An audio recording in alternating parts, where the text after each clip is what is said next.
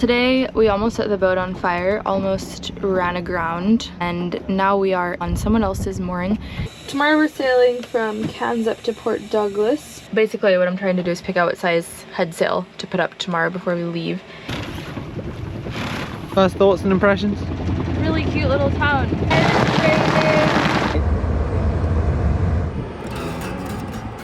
Gecko has been anchored in Cairns for a few weeks now up the river just opposite the big ship dock and the naval yard. We've had a really awesome time here hanging out with my sister Tiga and her boyfriend and enjoying everything that the city of Cairns has to offer. Also, look how hilarious this slide is on top of the cruise ship. Dan has taken advantage of the insanely cheap price of lamb to make some delicious meals that we've shared with Tiga and Gordon.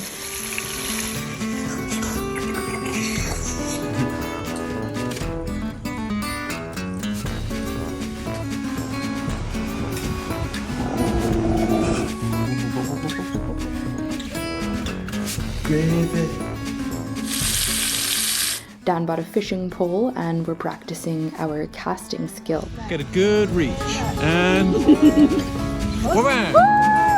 Tiga Martin, El Capitan, Holy Martian, the ADHD child.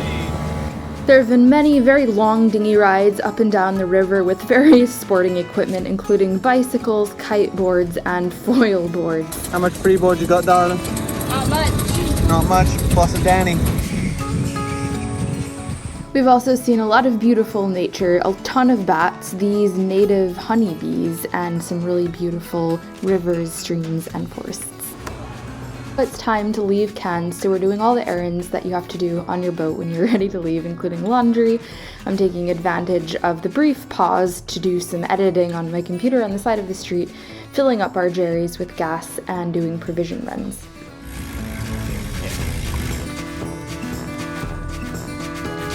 We also took advantage of the free water on the dock to top up our water tanks so that we left with everything nice and full.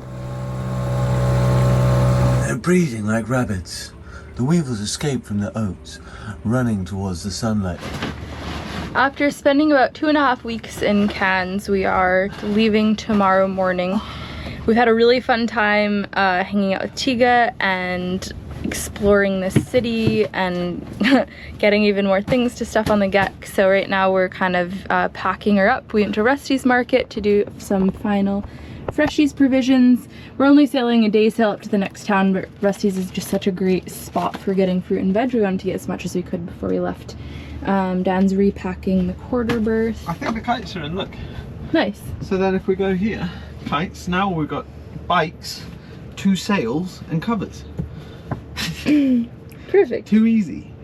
Too easy. On the solar panel for the island. Yeah. And I'm unpacking the groceries. The boat's a mess right now, but that's what always happens when you're unpacking. And then we just have some more things on the list to get done, just getting the boat ready for sailing tomorrow. Basically, we're heading 40 miles north to Port Douglas. It looks like we can anchor in the river up there again. So it's pretty consistently blowing 15 to 25 pretty much every single day and raining pretty much every single day. So we're expecting wind to be around in the 20s tomorrow, which probably means a small head sail, but we're gonna put the sails in the front anyway so that we can use whichever one we want. And it's probably gonna be a bit of a wet one, a bit of a rough one, a bit of a windy one, but just a day sail. We'll probably get up at the crack of dawn to head out. I have to check the current. I'll make a passage plan later. But I wanna arrive in Port Douglas with plenty of daylight because anchoring in rivers is so tricky because every boat moves differently. It's really unpredictable.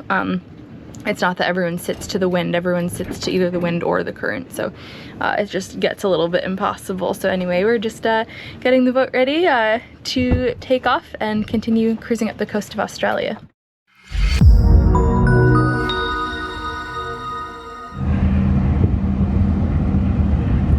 Tomorrow we're sailing from Cairns up to Port Douglas. So I just did the route. I like to do the generic route first and then I kind of go closer and make sure that everything lines up when I pull along on Navionics just to see what sorts of things I'll be expecting tomorrow and make sure I'm not getting close to anything bad. And then Port Douglas looks fun. It's also up a river that we'll be anchoring, but the river is way more tiny. If the depths are accurate, I hope they're not. we're gonna be almost running aground the entire time, but I don't think they're, I feel like it's really deeper. So there's a little marina here, and then this I've learned means piling moorings, these black dots. So basically we can anchor anywhere in this area, I think, is available, and I think that's a place where we can leave the dinghy, which is very cool. So to prep for the sail, I'm just sitting down right now and I'm looking at the wind. So we're Cairns Port Douglas. This is saying it's 19-20 on average for most of the day. Looking not bad. Whoa. Gusting? What's it gusting? That's way less than it was. Yeah, I was going to say, It just saying more changed. 30 Yeah. seconds ago. Okay, strange. Updated to be more chill. Nice. Well, it looks like it's gonna be 18, 19, picking up a little bit in the afternoon, gusting 25. Basically what I'm trying to do is pick out what size head sail to put up tomorrow before we leave. And if it's this much wind, definitely going with the small head sail. And then windy, if you haven't used it before, you have all these options here. So this is just general wind, and then you can do wind gusts. And I like to do waves as well, although inside the Great Barrier Reef, usually you don't have them. Look, you can see where the edge of the reef is. That's where the big 2.5 meter swell stops, and the nice 1.5 meter swell starts. And then because Cairns rains all the time, I also tend to look at this, rain and thunder. So it just tells you how many mils of rain. So it looks like we're just gonna get rained on all day tomorrow. Pull out the Bunnings ponchos. Yep. I like to get the route in my head and kind of get an idea of where the shoals and the rocks are and get excited about waking up at sunrise tomorrow. Oh, the last thing we have to look for is the tide. And what time do we want to be leaving? I don't know yet. We need to look at tides. Yeah. The river current is really strong here, so ideally we wouldn't be fighting against it. Current, tides. So the last thing I'm looking at is the current, because this river gets really strong current. So this is midnight, it's going out, which would be a great time to leave. And around 5:45, it starts to be like a pseudo slack tide. It's coming in a little bit, and then it looks like it's got 2 tides a day, but they're kind of one big, one little. So it's not, it could be way worse. I think we'll probably be leaving right around the slack tide, which is actually awesome. Although it would be nice to ride the current in. I think I have a boat by. Okay. It's 5:30 a.m. and we're getting up to leave Cairns.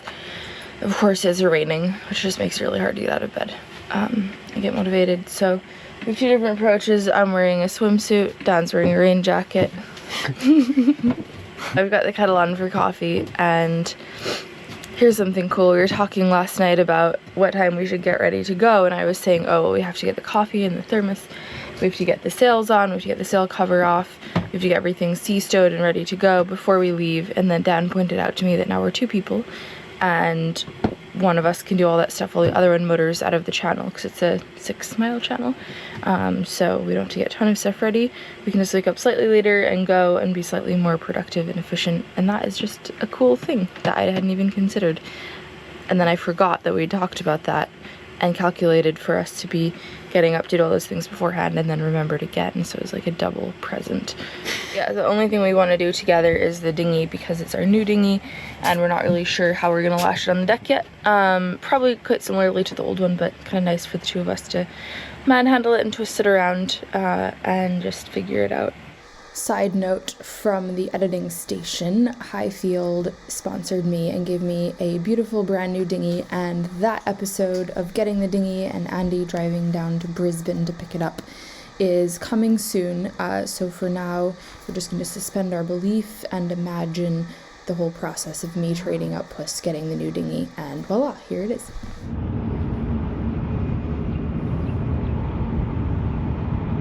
When the chain comes up muddy, I don't like to put it in the anchor chain locker because I have a bilge pump in there. So I put the chain into the bucket instead of into the chain locker, because if anything gets in the chain locker, it's gonna gum up the bilge pump and that'll stop working. And the only way to get the water out of the chain locker is with a bilge pump. So it's not like you can just spray it down like most that just drain out. So you have to be really careful that only clean chain goes into that environment. It's getting pretty. That's the Navy dock right there. So this big cargo ship came in yesterday. It was really cool. We just sit here for about 10 minutes and watch the tugs turning it around. Anchor just got up. This is Grub's first journey north. Seems like we have a wee bit of outgoing current with us, maybe like 0.2 knots or something. Nothing to write home about, but none against, which is the big thing. Just the classic Cairns rain clouds behind, but we are in a brief dry spell. And the alarm went off, it was raining, and that's just the worst feeling in the world when it's dark and raining and you have to go outside. Probably gonna get rained on from that. But it's been a really nice dry spell to motivate us to get out of bed. So.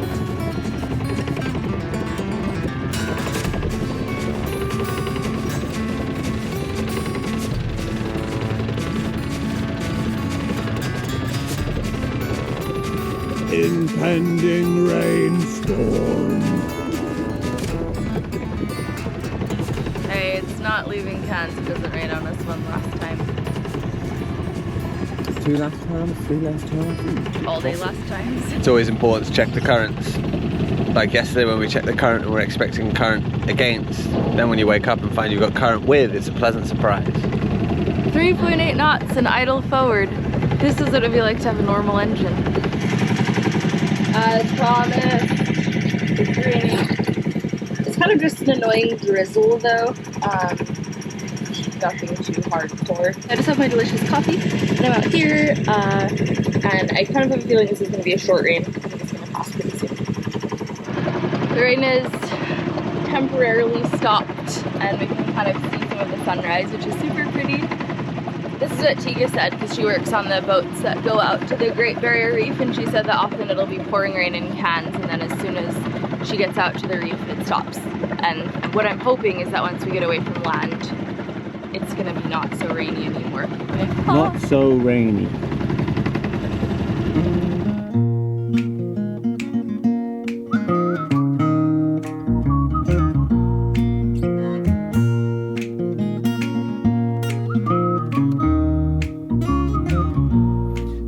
The world is getting better now. Feel the change is coming on my way. Keeping hope as higher as I can. Moving on, embracing destiny. Carry on, despite all my past. Sun is out again. It's just kind of sun squall, sun squall, sun squall.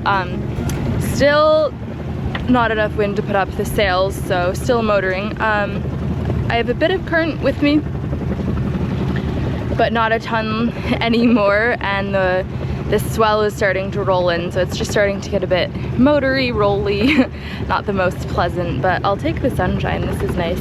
We have Cairns and rainbow back there, and then a little nubble of a rainbow. It's really pretty right now, even though it's a little bit sloppy. The engine does not like to run on its side or tipped over. I'm not entirely sure why, because the old one did fine. So once I have to turn and put these waves on the beam, the engine's gonna, yeah, it just won't work. But actually, as I speak, I can feel the wind starting to fill in, so I think I'll put up the main pretty soon, pull up this head sail. I think I'm gonna start with the full main and the working jib and just see how I go. I can always put a reef into it if I need to, but it's supposed to be wind around 20. Maybe I should put a reef in it. And there's a lot of squalls ripping through.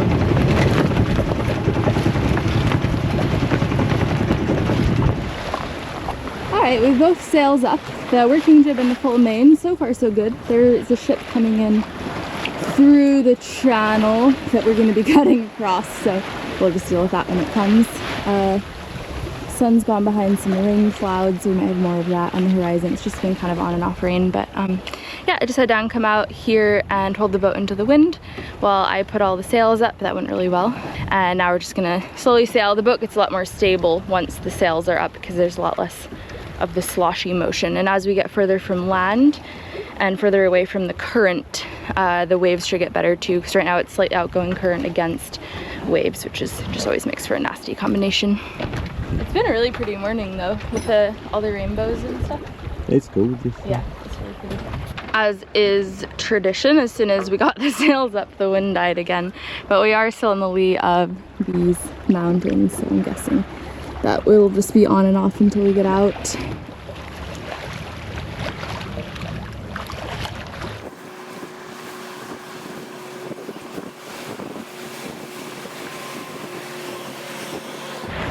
Okay, we've just turned on to our course. The sun is out again. The wind vane's holding okay. It's kind of one of those things where I could be constantly hand steering or just occasionally tweaking the wind vane. So this gives me just a little bit more freedom of movement. We've pulled out the head sail because we're going basically dead downwind and it's a bit rolly. But this is our course, kind of. We'll keep tweaking it. The wind vane's not doing an awesome job, but we're more or less on course. 30 miles to go, going 5.5 to 6 knots, which is wild. If we keep doing this, we'll make really good time and get in with plenty of daylight to anchor, maybe even time to run ashore and have some ice cream or something, which would be very cool. And yeah, this is the part of the sailing, you know, getting up when it's still dark really sucks. Whoa. That's crazy. Yeah, it's just big waves. Getting up in the rain when it's dark is even worse. And now this is the time, once the sails are set and the boat's on course, that I kind of go, ah. I've had my coffee, I've had breakfast, and I don't know, it's just nice. Sweet sailing.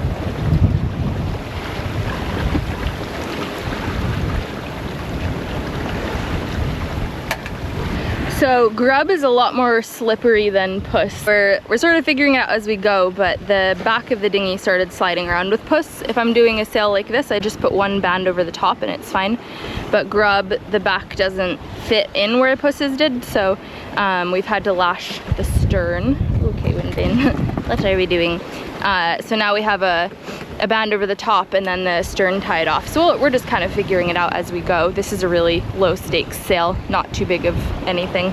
As Tiga promised, as soon as we left Cairns, you can see it all socked in there, but it's beautiful and sunny out here. So Port Douglas, I think, still gets rain, not as much. And then the further north we go, I think the more we'll be out of this little rainy area. It's the tablelands apparently that get the rain, and they just kind of shuttle it into Cairns. So lovely, lovely, lovely. Still only 36 feet deep, super shallow in here, but as we get away from the river current, the waves are a lot more chill. Still getting the odd big roller, but nothing terrible. We are getting close to Port Douglas. There's a cruise ship there that I think they've just anchored out, and so maybe they're doing some dives or something. I don't think they can get into Port Douglas, so they might be just making a little pit stop. We're turning up towards Port Douglas, but I think we have so much current with us, now we're kind of turning towards the land. The current is still pushing us downwind a bit, so I've had to turn way up. You can see in the wind vane, we're on almost a beam reach now. And I'm still having to turn up even further, so it's kind of cool. It means that in the future, as we're heading north, we're just always gonna have a bit of current with. Anyway, we're so close to the edge of the reef now that the waves are just way down. It's turned into quite a pleasant day. Still pretty squally, but mostly it's just staying along the shore and on the other side of us. So the red one's the first one? Green is more Yeah, immediate. I ain't gonna crash out. I'll pass them on the left. Okay, yeah, because I think it's just easier. Just keep an eye on the depth, because it does get really shallow, and I don't know.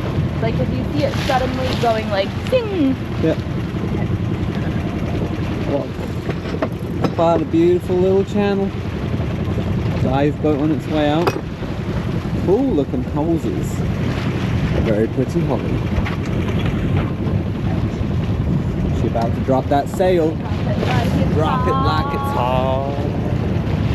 So we're entering the channel of Port Douglas. As we got into the channel, a squall picked up, so putting away the sails was a little bit hectic. And we got into 9 feet of water. The channel's 13. In Cairns, the chart's rate shallower than it actually was, so we're sort of hoping for the same here. But that's just a little bit of a hope. Not only that, but the depth sounder glitches out. So right now we're at 11.6, 11.7, which is like pretty worrisome, and then occasionally it'll glitch and read 4 and you're not sure whether you've actually hit the ground or not. So a side note about my depth sounder, it measures the total depth of the water, sort of. I draw about 5 feet and I am aground when the depth sounder reads 7 feet. One could argue that I should probably calibrate the depth sounder, but I like to think that if anyone ever steals my boat, they'll just run it aground and then I can find it again. That's just how it is. And you know, the great thing is that it's mine, so I can do whatever I want with it. But anyway, when you're at 9 feet, it means there's only 2 feet of water below the keel, which is like this, which is a little bit alarming. So that's why we've been alarmed. And we're coming in at pretty much dead low. And according to the chart, we should be aground right now. So it's all a little bit stressful. But it's also a little bit beautiful. Really pretty. Yeah, they do look I don't know if this will capture the tide rip right there, but it's a pretty crazy tide rip. Gorgeous. we're so close to the shore. And super close to the shore. It's so quaint. First thoughts and impressions? Really cute little town. I'm glad we came here. Super It's like Cairns, quaint. much smaller. At the mouth of the river, there's a marina and a bunch of boats on pile moorings, and our plan was to go a little bit further up the bend where, based on the charts, there's no boats there, but it turned out that there were a ton of boats everywhere, moored really close together, and anchoring was actually almost impossible. But more on that in a second. The quaint first impressions are becoming an attack of the sandflies. Yeah, right away. Ruh-roh. 3 bites. 3 bites down. I know. But still, they're pretty. It's highs and lows. It was such a high coming in, and it's pouring right now. Oh yeah, people did anchor. Kind of crazy anchoring here. Yeah. Boats dotted all up the river. Lots of them are just tied on the sides. We've how far have we gone up? We're about a mile up the river now. Well, a mile up the river, and there's just still boats everywhere. Just anchors dropped sort of either in the middle or just tied onto the side like this, dotted the whole way up. Pretty sweet.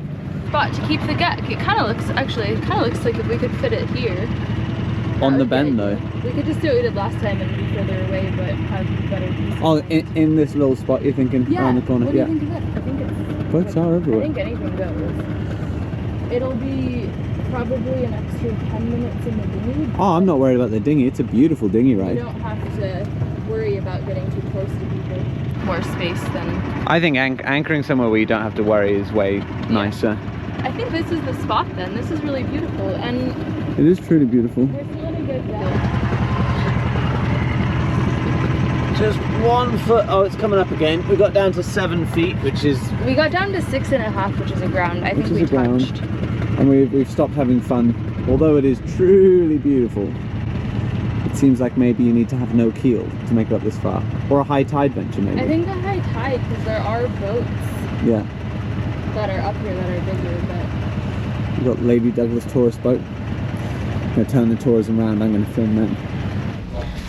Well, today we almost set the boat on fire, almost ran aground, and now we are anchored in this river on someone else's mooring.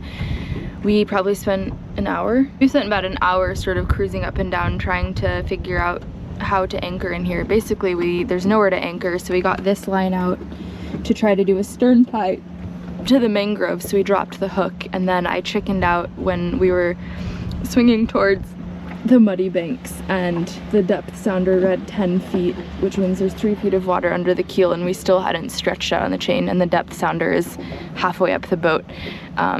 And I just got scared, and so we upped the anchor again, and then someone took pity on us and said there's a mooring here, this guy's not going to be on for a couple days, so we can use it. So we're on this, and it's just really beautiful. There's a river tour over there, really peaceful. So we're just gonna put the boat away and just enjoy being somewhere really beautiful. Cairns was cool, but it was quite commercial, so this is just really nice. Salvage operation. We did a test of this life jacket the other day. We inflated it and left it for... We're going to leave it for 48, but after 12 hours it had deflated. And then today it exploded itself, so we decided it's finally time to get rid of it.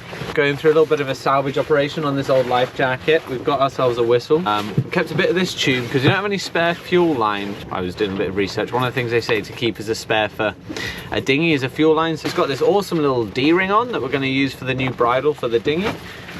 These clips are pretty big and epic. We built a rope bag the other day and we used some clips, so it'd be cool to have some big chunky clips like this. And then this is just some solid webbing too. It probably has a high breaking strength, so we're going to take a bit of that off as well. Buckles? Maybe we need buckles? Thanks for watching this week's episode. I put out new videos Mondays on YouTube, and for my patrons, you guys get a snack on the weeks that I don't put out a full-length YouTube episode. Thank you so much to my patrons for supporting me and helping to make this trip possible. If you'd like to become a patron, my Patreon is patreon.com/windhippie, and for one-time donations, I have a PayPal. That's paypal.me/windhippie. Right now I'm in Maine, which is really fun. Seeing my family for the holidays. Dan's meeting the fam, which is cool. And the reason I haven't put out the Highfield episode is that I left some very important footage on my boat, so it's gonna have to happen when I get back to the boat. But it will happen. And you'll be seeing a lot more of Grub the Highfield in coming episodes. Thank you guys for all your comments. I love reading them. And don't forget to check out the Odyssey Sailing Festival if you want to come sail with me this April in the BVIs. That's happening. Cabins are filling up, so if you have a lot of extra cash, go ahead and book yours. I think that's all. I will see you guys, patrons, I'll see you next week with a snack, and YouTube people, I'll see you in 2 weeks.